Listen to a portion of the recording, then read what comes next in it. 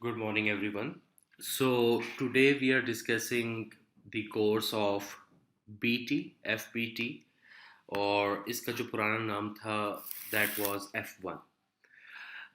Basically first काफ़ी तकरीबन एक 8-9 साल पहले तक हम इस सब्जेक्ट को F1 कहा करते थे एंड ये ACCA का स्टेज 1 का पेपर है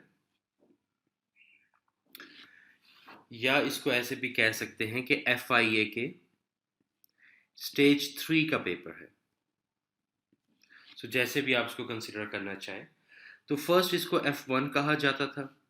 फिर इसी पेपर का नाम जो है इन्होंने AB अकाउंटेंट इन बिजनेस रख दिया। फिर AB के बाद इसका नाम चेंज होके BT हो गया, बिजनेस एंड टेक्नोलॉजी। एंड उसके बाद अब इसको FBT कहा जाता है आजकल। सो आज हम F1 या FBT के सिलेबस को डिस्कस करेंगे इस वीडियो में कि what this subject is all about. तो पहले हम इसका सिलेबस डिस्कस करेंगे फर्स्ट ऑफ ऑल कि ये पेपर में आप पढ़ेंगे क्या। सेकेंडली इस सब्जेक्ट की नेचर को हम डिस्कस करेंगे एंड थर्ड इसके एग्ज़ाम पैटर्न को हम डिस्कस करेंगे कि इसका एग्ज़ाम किस किस्म का होता है। सो फर्स्ट ऑफ ऑल सिलेबस की बात कर लेते हैं। F1 का जो सिलेबस है या FBT का जो सिलेबस है इसको बेसिकली 6 मॉड्यूल्स में या ऐसे कहना चाहिए 6 डिफरेंट मॉड्यूल्स में डिवाइड किया हुआ है। पार्ट ए या फर्स्ट मॉड्यूल जो है this is all about business कि बिजनेस क्या होता है,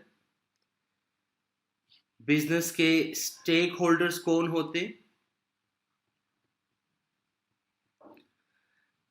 देन स्टेक होल्डर्स जो हैं वो इंटरनल भी हो सकते हैं और वो एक्सटर्नल भी हो सकते हैं। फिर जब भी हम किसी भी बिजनेस की हम बात करते हैं तो हर बिजनेस के इन्वायरमेंट्स होते हैं। हर बिजनेस का एक्सटर्नल इन्वायरमेंट भी होता है जो बिजनेस की फिजिकल बाउंड्रीज से बाहर एग्जिस्ट करता है और इसका एक इंटरनल इन्वायरमेंट भी होता है जो बिजनेस की फिजिकल बाउंड्रीज के अंदर एग्जिस्ट करता है। अब एक्सटर्नल इन्वायरमेंट में बहुत सारे फैक्टर्स हो सकते हैं जैसे कि political, economical, social, technological and so on. ये सब क्या है, ये एक्सटर्नल इन्वायरमेंट के फैक्टर्स होते हैं।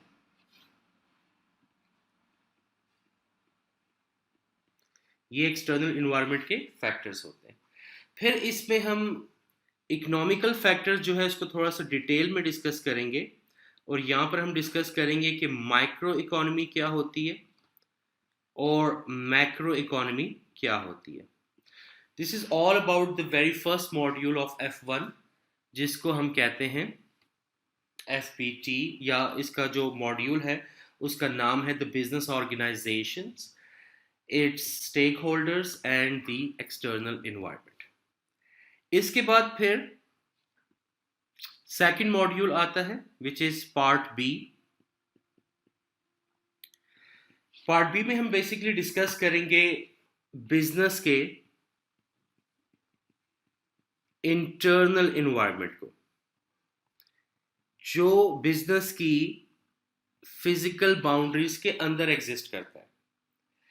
फिर यहाँ पर हम देखेंगे कि कोई भी जो बिजनेस होता है उसको हम कैसे रन करते हैं या कैसे हम उसको ऑपरेट करते हैं, बिजनेस का मैनेजमेंट स्ट्रक्चर कैसे बिल्डअप किया जाता है, हम कैसे डिसाइड करेंगे कि बिजनेस को कैसे चलाना है, तो उसके लिए मैनेजमेंट स्ट्रक्चर किस टाइप का हो सकता है।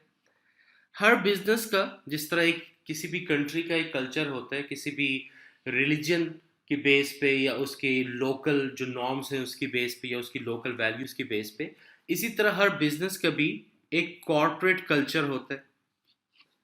ये कॉर्पोरेट कल्चर कैसे आइडेंटिफाई किया जाता है, इसको कैसे देखा जाता है कि ये अच्छा कल्चर है या बुरा कल्चर है। हर कल्चर में अच्छी या बुरी बातें भी होती हैं। तो जो कॉर्पोरेट कल्चर में अच्छी बातें होती हैं उनको हम रिटेन करते हैं, और जो बुरी बातें होती हैं उनको हम एलिमिनेट करना चाहते हैं। ये हम कैसे करते हैं? And last but not the least, corporate governance. Corporate governance क्या होता है? हर बिजनेस में लेवल्स होते हैं। टॉप मोस्ट लेवल होता है जहाँ पर डायरेक्टर्स वगैरह काम करते हैं। तो जो बिजनेस को डायरेक्टर्स रन करते हैं, वो कैसे रन करते हैं, इसको हम देखेंगे अंडर कॉर्पोरेट गवर्नेंस। इसमें सिर्फ हम डायरेक्टर्स के बारे में पढ़ेंगे, जो कंपनी के डायरेक्टर्स होते हैं। ये सेकंड मॉड्यूल है जो मेनली ओवरऑल बिजनेस के इंटरनल इन्वायरमेंट को कवर करता है। फिर हम इसके बाद पार्ट सी या थर्ड मॉड्यूल की बात करेंगे। थर्ड मॉड्यूल जो है ये आपके FA1 एंड FA2 लेवल की अंडरस्टैंडिंग के बेस करता है, क्योंकि यहां पर हम अकाउंटिंग सिस्टम्स की बात करेंगे। और जब हम अकाउंटिंग की बात करते हैं तो उसमें फाइनेंशियल अकाउंटिंग भी आती है, और उसमें कॉस्ट एंड मैनेजमेंट अकाउंटिंग भी आती है। तो ये cost accounting and financial accounting के सिस्टम्स हम कैसे बिल्डअप कर सकते हैं? फाइनेंशियल अकाउंटिंग की नॉलेज जो है वो FA1 एंड FA2 से आपके पास है, और कॉस्ट अकाउंटिंग की नॉलेज है वो MA1 और MA2 में आपके पास ऑलरेडी आ चुकी है। इसके बाद जब अकाउंटिंग सिस्टम हम किसी भी ऑर्गेनाइजेशन में इम्प्लीमेंट करते हैं तो वहां पर कुछ ना कुछ इंटरनल कंट्रोल्स भी हमें इम्प्लीमेंट करने होते हैं। इंटरनल कंट्रोल्स बेसिकली क्या होते हैं? हमें ये पता है कि जब भी हम लेट्स सपोज कैश की बात करते हैं या कैश हैंडलिंग की बात करते हैं, तो वहाँ पर एरर्स भी हो सकते हैं, वहाँ पे मिस्टेक भी हो सकते हैं, वहाँ पे थेफ्ट भी हो सकती है, फॉर्जरी भी हो सकती है, फ्रॉड भी हो सकता है। तो इन सब को हम कैसे मिनिमाइज कर सकते हैं, उसके लिए हम ऑर्गेनाइजेशन में इंटरनल कंट्रोल्स डेवलप करते हैं। और उसके बाद last but not the least, how we can prevent fraud, क्योंकि अकाउंटिंग जहां भी होगी वहां पर फ्रॉड या मिस्टेक्स एंड एरर्स, थेफ्ट, सब चीज़ों के चांसेस होंगे। तो उससे हम ऑर्गेनाइजेशन या बिजनेस को कैसे बचा सकते हैं। सो मेनली पार्ट सी या मॉड्यूल 3 जो है, this is all goes around the accounting subject, whether it's financial accounting और कॉस्ट अकाउंटिंग। इसके बाद नेक्स्ट पार्ट है पार्ट डी, या इसको हम फोर्थ मॉड्यूल भी कह सकते हैं। पार्ट डी बेसिकली, इसको अगर हम शॉर्ट में नेम दें तो इसको हम कह सकते हैं ये हमारा HR मॉड्यूल है, ह्यूमन रिसोर्स मॉड्यूल है। क्योंकि जब भी हम किसी भी बिजनेस की बात करते हैं तो हर बिजनेस में एम्प्लॉयज होते हैं, और जब बिजनेस में एम्प्लॉयज होते हैं तो उन एम्प्लॉयज को आप कैसे हायर या फायर करते हैं। ऑब्वियसली जब उन एम्प्लॉयज से आपने काम करवाना होता है तो उसके लिए आपको बिजनेस के अंदर लीडरशिप भी चाहिए होती है। जैसे एक कंट्री को एक लीडर रन करता है, इसी तरह एक कंपनी को डायरेक्टर नहीं बल्कि एक ऐसा डायरेक्टर जिसमें लीडरशिप क्वालिटीज हो, वही उसको रन कर सकता है। सेम लाइक एक डिपार्टमेंट को एक ऐसा मैनेजर ही रन कर सकता है जिसमें लीडरशिप क्वालिटीज हो। सो मैनेजर को जब वो एक डिपार्टमेंट में सुपरवाइज कर रहा होता है या एक डिपार्टमेंट को ऑपरेट कर रहा होता है, तो उसको अपने सारे एम्प्लॉयज को साथ लेकर चलना होता है, अदरवाइज वो डिपार्टमेंट फंक्शन ही नहीं कर सकता। सो लीडरशिप बेसिकली क्या होती है? फिर जब एम्प्लॉयज को हम हायर करते हैं तो इवन एक कंट्री के अंदर अगर आपके सारे लोकल एम्प्लॉयज भी हैं तो वो हर लोकल एम्प्लॉयज जो है वो डिफरेंट कल्चर से आ सकते हैं। कुछ पश्तून हो सकते हैं, कोई पंजाबी हो सकता है, कोई मुस्लिम हो सकता है, कोई नॉन मुस्लिम हो सकता है। तो ये जब एम्प्लॉयज डिफरेंट कल्चरल बैकग्राउंड से आपकी ऑर्गेनाइजेशन में आके एक जगह काम कर रहे हैं so that they can achieve the collective goals, तो उनको आपने कैसे डील करना है, इसको हम कहते हैं डाइवर्सिटी। कि जब भी डिफरेंट कल्चर या डिफरेंट बैकग्राउंड्स के एम्प्लॉय एक जगह काम कर रहे हैं तो उनको कैसे मैनेज करना है, तो डाइवर्सिटी के बारे में हम पढ़ेंगे। फिर जब एम्प्लॉयज़ को हम चाहते हैं कि हम काम करवाएं, तो एम्प्लॉयज़ इंडिविजुअली भी काम करते हैं ग्रुप्स में भी काम करते हैं और एज अ टीम्स भी काम करते हैं। तो अगर एम्प्लॉय को आपने ग्रुप या टीम्स में काम करवाना है तो वो कैसे आप करवाएंगे? क्योंकि जब एम्प्लॉय 5-6 एम्प्लॉय एक टीम में काम कर रहे हैं, उनके डिफरेंट बैकग्राउंड्स हैं, उनके डिफरेंट गोल्स एंड ऑब्जेक्टिव्स हैं, उनके डिफरेंट इंटेंशंस हैं टीम ज्वाइन करने की, तो ऑब्वियसली वहाँ पर कन्फ्लिक्ट्स आ सकते हैं। उन कन्फ्लिक्ट्स को आप कैसे रिजॉल्व करेंगे वो भी हम यहाँ पे देखेंगे। एम्प्लॉयज़ को आप मोटिवेट कैसे कर सकते हैं? मोटिवेशन बहुत ज़रूरी है। सिर्फ एम्प्लॉय को सैलरी दे देना वो भी एक मोटिवेशन फैक्टर है, but it's not the only motivation factor.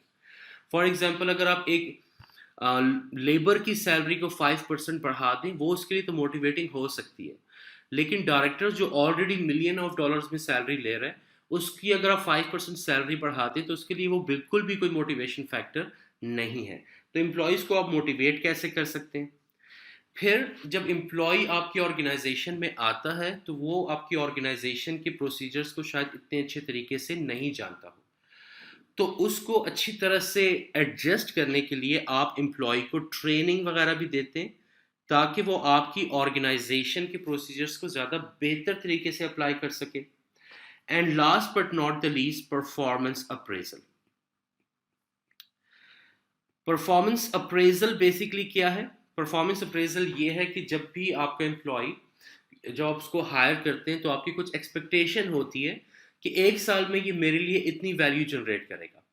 फिर साल के एंड पे आप कंपेयर करते हैं कि इससे एक्सपेक्टेड क्या था और एक्चुअली इस एम्प्लॉय ने क्या किया, इसकी परफॉर्मेंस अच्छी है या बुरी है। तो आप एम्प्लॉय का परफॉर्मेंस अप्रेजल करते हैं टू इवैल्यूएट कि वो एक्सपेक्टेशंस को मीट कर पाया है या नहीं। अगर वो एक्सपेक्टेशंस को मीट कर जाता है तो उसको आप रिवॉर्ड भी देते हैं, उसको प्रमोशन भी देते हैं। और अगर वो मीट नहीं कर पाता तो उसको आप फर्दर ट्रेनिंग प्रोवाइड करते हैं, उसको आप थोड़ा सा डिमोट भी कर सकते हैं। अगर वो कंटिन्यूसली बड़े लंबे अरसे से अपनी परफॉर्मेंस नहीं दे पा रहा तो आप उसको शायद फायर भी कर सकते हैं। तो ये सारे डिसीजंस जो हैं ये परफॉर्मेंस अप्रेजल पे बेस करते हैं। तो ये पार्ट मॉड्यूल 4 या पार्ट डी जो है, this is all about the employees. And ये जो है FA1 का सबसे लॉन्गेस्ट एंड सबसे इंटरेस्टिंग पार्ट है मेरे मुताबिक। ऑलराइट, इसके बाद नेक्स्ट मॉड्यूल है पार्ट ई या module 5। This module is all about the communication. अब जब एम्प्लॉयज 5-6 एम्प्लॉयज एक ऑर्गेनाइजेशन में काम कर रहे हैं तो उन्होंने आपस में कम्युनिकेट भी करना है। अब ये कम्युनिकेशन कैसे किया जाता है? अब बहुत लोगों को ये लगता है कि कम्युनिकेशन में इम्पॉर्टेंट ये है कि आप अच्छे अच्छे हैवी हैवी वर्ड्स यूज़ करें तो अगले बंदे को बात अच्छी समझ आएगी, but that's not the key for communication. एक अच्छा कम्युनिकेशन क्या होता है? जब भी मैं किसी इंसान से कम्युनिकेट करना चाह रहा हूँ तो मेरी कोई ना कोई उस कम्युनिकेशन के पीछे इंटेंशन है, और अगर मैं अपनी इंटेंशन को अच्छे तरीके से कम्युनिकेट कर पा रहा हूँ, that's a good communication.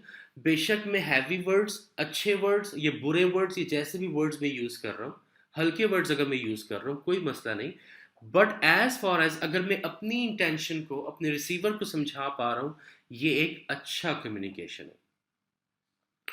Einstein ने एक दफ़ा कहा था आर्ट ऑफ कम्युनिकेशन के बारे में, उसने बड़ी अच्छी बात की थी। उसने ये कहा था कि अगर आप अपनी थ्योरी या अपना कोई कॉन्सेप्ट एक 5 साल के बच्चे को नहीं समझा सकते, सो इट मीन कि आपको वो कॉन्सेप्ट खुद भी समझ नहीं आया।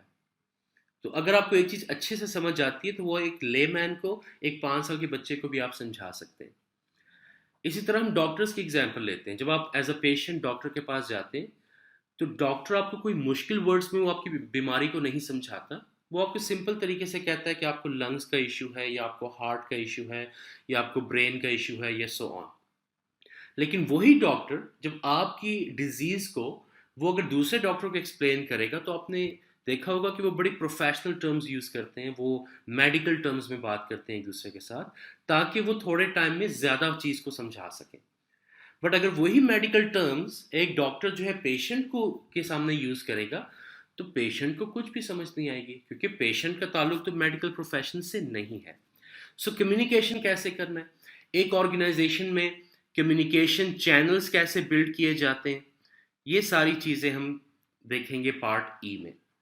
एंड लास्ट है पार्ट एफ, या इसको मॉड्यूल 6 भी कह सकते हैं। Part F basically is all about ethics. आप यहां पर एसीसीए पढ़ रहे हैं, और जब एसीसीए करके आप एक्चुअली में काम करना शुरू करेंगे, so you will be a professional chartered accountant. और जो भी प्रोफेशनल होता है, चाहे वो चार्टर्ड अकाउंटेंट हो या लॉयर हो या डॉक्टर हो, सबको अपने प्रोफेशन के कोड ऑफ एथिक्स को फॉलो करना पड़ता है। अच्छा, बड़े स्टूडेंट F1 में ये गलती करते हैं या FPT में ये गलती करते हैं कि इस मॉड्यूल को बिल्कुल सीरियस नहीं लेते, और कुछ स्टूडेंट्स तो इसको पढ़ते भी नहीं है कि इससे शायद क्वेश्चंस कम आए। हो सकता है इससे क्वेश्चंस कम आते हैं, I agree with that, but the thing is कि यही टॉपिक जो है ये आपका आगे जाके F4 में भी रिपीट होता है, यही टॉपिक फिर आपका F8 में भी रिपीट होता है, यही टॉपिक आगे चल के SPL में भी रिपीट होता है, यही टॉपिक SBR में भी रिपीट होता है, और इन शॉर्ट स्टेज 3 के सभी पेपर्स में किसी न किसी हद तक एथिक्स को टच किया जाता है, and also including in AAA। तो ये टॉपिक अगर आपको यहाँ समझ नहीं आएगा, तो ऑब्वियसली ये टॉपिक फिर आपको आगे चल के बार बार प्रॉब्लम देगा। सो इसलिए छोड़ना तो कुछ भी नहीं है, और एथिक्स के टॉपिक को तो स्पेशली आप लोगों ने ज़्यादा अटेंशन देनी है, because if you want to get 90% और मोर देन 90%, तो 100% कोर्स कवरेज तो मस्ट है। अगर आप कोई चैप्टर छोड़ के जा रहे हैं, देर इज नो वे कि आप अच्छा स्कोर ले सकें। पासिंग स्कोर तो ज़रूर ले सकते हैं, बट अच्छा स्कोर कभी भी नहीं ले सकते अगर आपका 100% कोर्स कवरेज नहीं है। अच्छा, एथिक्स बेसिकली होते क्या हैं? एथिक्स आपके मॉरल स्टैंडर्ड्स होते हैं जो आपने प्रोफेशन में रहते हुए एज अ प्रोफेशनल फॉलो करने होते हैं। बहुत से बच्चों को ये कंफ्यूजन होती है कि एथिक्स जो है ये आपकी लीगल ऑब्लिगेशंस होती हैं। एथिक्स कभी भी आपकी लीगल ऑब्लिगेशंस नहीं होती। लीगल ऑब्लिगेशन क्या होती है कि आपके कंट्री के लॉ ने आपको बताया होता है कि आपने ये चीज़ करनी है और ये चीज़ नहीं करनी, this is good for you, this is bad for you. वो तो लीगल ऑब्लिगेशन है। अगर आप उसको ब्रीच करते हैं, अगर आप उसको फॉलो नहीं करते, अगर आप कानून को फॉलो नहीं करते, that will be considered as a criminal offence. Criminal offence का मतलब ये है कि फिर आपको कोर्ट लेके जाया जाएगा, और जज आपको शायद इम्प्रिजन भी कर सकता है, या आपको जेल में डाल सकता है, या आपको जुर्माना कर सकता है, हल्का जुर्माना भी कर सकता है, भारी जुर्माना भी कर सकता है। ये तब जब आप लीगल ऑब्लिगेशन को ब्रीच करते हैं। बट एथिक्स जो हैं ये भी कुछ गाइडलाइंस होती हैं जो एक्सपेक्ट किया जाता है कि आप उनको फॉलो करो, लेकिन अगर आप उनको फॉलो नहीं कर रहे, तो इसका मतलब ये नहीं है कि वो क्रिमिनल ऑफेंस होगा।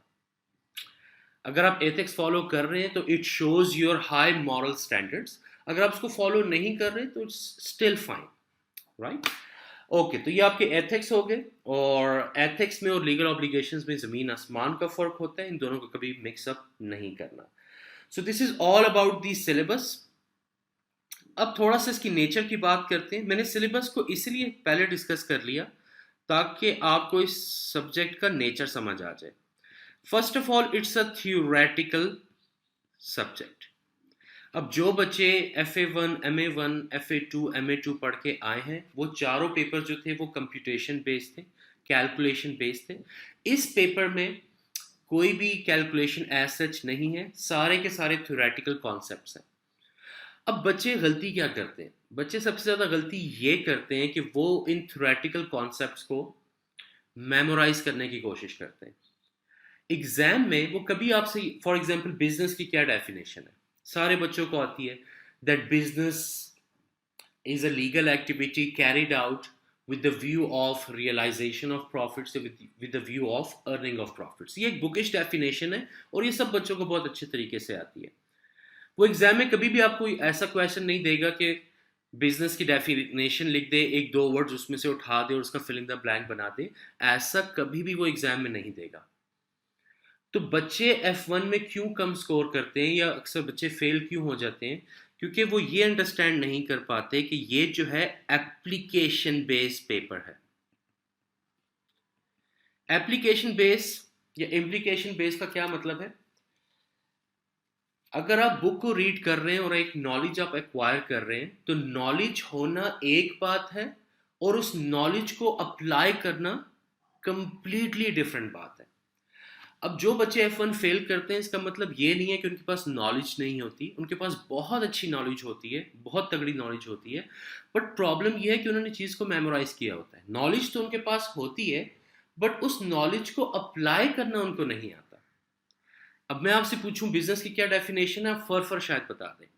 लेकिन अगर मैं आपसे ये पूछूं कि ये 4 ऑर्गेनाइजेशन हैं, इनमें बिजनेस कौन सा है, और उसको अगर आप आइडेंटिफाई नहीं कर पा रहे, सो मीन आपके नॉलेज के एप्लीकेशन में इश्यू है। तो इसीलिए जो एग्जाम पैटर्न होगा वो 100% एप्लीकेशन बेस होगा। वो कभी आपसे डेफिनेशंस नहीं पूछेगा। अच्छा, इसमें हम बहुत सारे मॉडल्स पढ़ते हैं, डिफरेंट किस्म के मॉडल्स पढ़ते हैं जिनके डिफरेंट पर्पस होते हैं। अब बच्चे उन मॉडल्स को मेमोराइज कर रहे होते हैं। उन मॉडल्स को मेमोराइज करने का कोई भी फायदा नहीं है, क्योंकि वो मॉडल्स जो है वो टेस्ट नहीं होते। वो आपको एक सिचुएशन देगा और आपसे एक्सपेक्ट करेगा, छोटी सी सिचुएशन देगा जिसको हम केसलेट्स बोलते हैं बेसिकली, और उसमें वो आपसे एक्सपेक्ट करेगा कि आप उस मॉडल को अप्लाई करें किसी पर्टिकुलर सिचुएशन में। तो इसलिए हम कहते हैं कि F1 जो है ये 100% एप्लीकेशन बेस्ड पेपर है, थ्योरेटिकल है, एप्लीकेशन बेस्ड है। नॉलेज होना एक बात है, आपने ये नहीं सीखना कि नॉलेज आपके पास कितनी है, आपने नॉलेज सिर्फ एक्वायर नहीं करनी, बल्कि आपने प्रैक्टिस ये करनी है कि नॉलेज को अप्लाई कैसे करेंगे। अच्छा, कनेक्टिविटी क्या है इस पेपर की? ये F1 है, ये ACCA स्टेज 1 का या FIA के लास्ट स्टेज का पेपर है। इसके बाद ये पेपर जो है, इसके टॉपिक्स जो है वो डिफरेंट पेपर्स में जाएंगे, बट ये पेपर जो है फिर आप स्टेज 3 में दोबारा से पढ़ेंगे, SBL स्ट्रेटेजिक बिजनेस लीडर। जो टॉपिक्स आप यहाँ पढ़ेंगे सारे के सारे टॉपिक्स जो हैं SBL में जाके रिवाइज होंगे। SBL जो है ये स्टेज ACCA स्टेज 3 का पेपर है जिसको हम प्रोफेशनल लेवल पेपर कहते हैं। अब SBL जो है ये बड़ा लंबा पेपर है। ये ACCA का वाहिद पेपर है जिसका एग्जाम जो है 4 आवर्स होता है। इसका क्या मतलब है कि इसका कोर्स कंटेंट बहुत बड़ा है। सो जो बच्चे F1 में कमज़ोर होते हैं वो आगे जाके SBL भी बहुत आसानी से फेल कर देते हैं। सो अगर आपके F1 में स्कोर कम आ रहे हैं या स्कोर कम आने के चांसेस हैं, सो इट मीन्स कि आपके SBL को फेल करने के पूरे चांसेस हैं। सो इसलिए आपने कोशिश करनी है, आपने टारगेट करना है कि एटलीस्ट 90% प्लस आपने स्कोर करना है F1 में, ताकि आप SBL को फर्स्ट अटेम्प्ट में पास कर सकें। जो बच्चे 60-70% लेके F1 पास करते हैं, उनका मैं इन राइटिंग कह सकता हूँ कि वो SBL आगे जाके फेल करेंगे। ये अलग बात है कि SBL पढ़ते हुए वो दोबारा से इन डेप्थ स्टडी करें, दोबारा से F1 को कवर अप करें, तो फिर शायद उनको प्रॉब्लम नहीं होगी।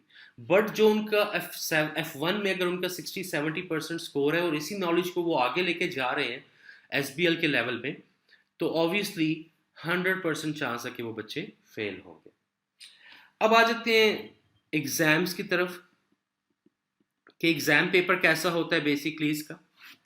अगेन 2 आवर का एग्जाम होता है, कंप्यूटर बेस्ड या CBE एग्जाम होता है, ऑनलाइन एग्जाम होता है। बट ऑब्वियसली आप घर से बैठ के इसको नहीं दे सकते, आपने एग्जाम सेंटर जाना होता है। पाकिस्तान के एंड इंडिया की हर सिटी में ये ऑलमोस्ट एग्जाम सेंटर अवेलेबल है। नहीं तो आप ACCA की वेबसाइट पे भी चेक कर सकते हैं। कहाँ पे इसको चेक कर सकते हैं? जो भी ACCA से रिलेटेड इंफॉर्मेशन हो वो हमेशा आप ACCAglobal.com से ले सकते हैं। और कोई ऐसी इंफॉर्मेशन है जो आपको लगता है वेबसाइट पे नहीं है, तो आप ACCA को डायरेक्टली ईमेल भी कर सकते हैं, students@accaglobal.com। ओके, सो 2 आवर का CBE एग्जाम होता है first of all. Secondly, exam का पैटर्न क्या होगा? First of all MCQ questions होते हैं जिसमें 46 क्वेश्चंस होते हैं। 46 MCQ क्वेश्चंस। MCQ क्वेश्चन कौन सा है कि एक स्टेटमेंट दी होगी और 4 ऑप्शंस दिए होंगे और आपने उनमें से एक ऑप्शन को सेलेक्ट करना होगा। ठीक है, इसके अलावा MCQs जो हैं वो और भी डिफरेंट नेचर के यहाँ पे हो सकते हैं। आपको फिल इन द ब्लैंक्स दी जा सकती हैं, बट वो भी एप्लीकेशन बेस ही होगी। फिर आपको ट्रू एंड फॉल्स भी दिए जा सकते हैं। MA1 FA1 या MA2 FA2 उस लेवल पे तो सिर्फ और सिर्फ 50 MCQs ही होते हैं, बट यहाँ पर डिफरेंट वेराइटी के MCQs हो सकते हैं। यहाँ पर मैचिंग के क्वेश्चंस भी हो सकते हैं इन 46 क्वेश्चंस में, बट मेजॉरिटी जो है 46 क्वेश्चंस जो हैं वो सिर्फ और सिर्फ टिपिकल MCQ होगा, जिसमें एक ही राइट ऑप्शन हो सकता है। इसके बाद ये आपका सेक्शन ए है एग्जाम का, 2 सेक्शंस होते हैं एग्जाम में। फिर हम बात करते हैं सेक्शन बी की। Section B of the exam जो है, इसमें आपको MTQ क्वेश्चंस दिए जाएंगे। MTQ basically mean multiple task question. एक क्वेश्चन होगा जिसके डिफरेंट पार्ट्स होंगे, उस क्वेश्चन में आपको छोटी सी केसलेट या छोटी सी एक सिचुएशन दी जाएगी और उससे रिलेटेड आपसे 2-3 डिफरेंट किस्म के क्वेश्चंस पूछे जाएंगे। इसको हम कहते हैं MTQ। टोटल 6 क्वेश्चंस होंगे MTQ के, उनके अब डिफरेंट पार्ट्स हो सकते हैं। हर क्वेश्चन के 2 से 3 पार्ट हो सकते हैं। यूजुअली 2 पार्ट्स होते हैं, बट 2 से ज़्यादा भी हो सकते हैं। MTQ जो है, इसमें आपके इन सब टाइप के क्वेश्चंस हो सकते हैं। फिल इन द ब्लैंक्स हो सकते हैं, MCQs हो सकते हैं, ट्रू एंड फॉल्स हो सकते हैं, मैचिंग हो सकते हैं और मल्टीपल आंसर्स भी हो सकते हैं। कि एक ऐसा क्वेश्चन आपको दिया जाए जिसमें 5-6 ऑप्शन हो और उसमें से 2-3 जो है वो ठीक हो, तो उन 2-3 को आपने सेलेक्ट करना हो। सो मल्टीपल आंसर्स भी हो सकते हैं, बट एक ही क्वेश्चन में 2-3 किस्म के डिफरेंट टास्क दिए जाएंगे, इसलिए इन क्वेश्चंस को MTQ कहा जाता है। टोटल जो मार्क्स हैं इस एग्जाम के वो 100 मार्क्स हैं एंड 50% जो है वो पासिंग स्कोर है। अगर आपने 50 या 51 ले लिया, यू आर पास। 49 अगर आपने लिया तो that means you are fail. Alright, अब थोड़ी सी हम बात करते हैं अपनी लाइव क्लासेस की। So first of all we are starting the live classes for F1, जिसको FPT भी कहा जाता है। So we are starting it from 5th of September 2022। अब लाइव क्लासेस में क्या होगा, फर्स्ट ऑफ ऑल हम 100% BPP की स्टडी टेक्स्ट कवर करेंगे, ऑल इन लाइव क्लासेस। और जितनी भी हमारी लाइव क्लासेस हैं वो जूम के थ्रू होती हैं, क्योंकि उनकी क्वालिटी बेहतर होती है। सेकेंडली, जो हमारी BPP की रिवीजन किट है उसको भी हम कवर करेंगे क्लास में, प्लस आपको हर चैप्टर से रिलेटेड हम असाइनमेंट्स भी देंगे ताकि हम देख सकें कि आपको वो चैप्टर समझ आ रहा है या नहीं आ रहा। और जब कोर्स एंड होगा तो वहाँ पर हम आपको मॉक एग्जाम्स भी देंगे। और ट्रू अकेडमी में ये मस्ट है कि जब भी आपने मॉक एग्जाम्स देने हैं तो एटलीस्ट 3 मॉक एग्जाम्स देने हैं। ये मॉक एग्जाम जो है आपके ट्यूटर जो है उसको रिवाइज करेगा, उसको रिव्यू करेगा और फिर आपको कमेंट्स देगा कि आपने कौन से चैप्टर्स को रिवाइज करना है बिफोर द रियल एग्जाम। और उसके बाद अगर आप मॉक एग्जाम फेल कर देते हैं तो उसके बाद फिर आपके लिए क्रैश कोर्स या रिवीजन सेशन रखा जाएगा बिफोर योर रियल एग्जाम।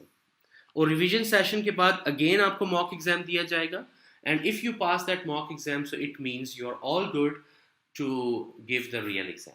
जब तक आप मॉक एग्जाम पास नहीं करेंगे, we will never suggest you कि आप रियल एग्जाम या रियल एग्जाम की अटेम्प्ट करने की कोशिश भी करें।